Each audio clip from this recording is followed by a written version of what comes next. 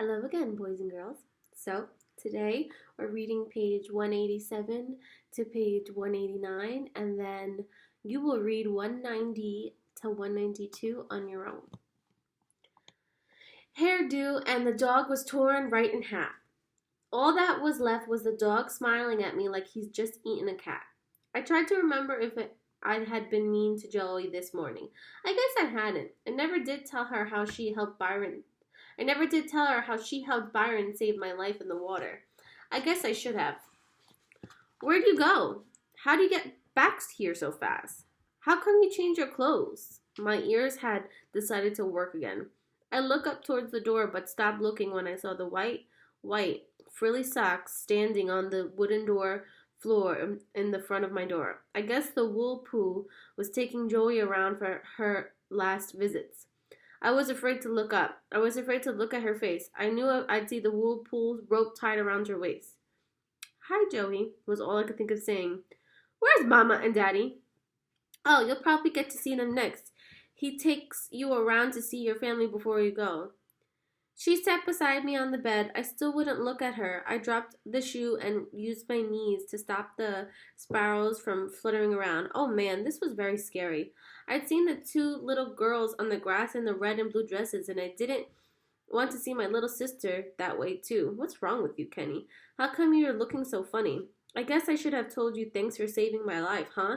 Is it too late to tell you? Joey didn't say anything for a second, then got up off the bed. Why are you acting so crazy? Where are Mama and Daddy? What's that you dropped? What are you trying to hide? She picked her shoe up from where I dropped it. Oh, Kenny, whose shoe is this? What did you do to it? It's yours, Joey. I got it from the wool pool. You better quit trying to scare me, Kenny, or I'm gonna tell Mama. This better not be my shoe, or you're gonna be in big trouble, Buster. Joey walked out of the room, but I still couldn't look at her. The wool pool was stopping her away. Joey, after a second, she came back into my room. What? She was sounding real mean. I didn't look up. I kept looking at my hands. I love you. Whop. The shiny, ripped black shoe hit me right in the chest. Whose shoe is that?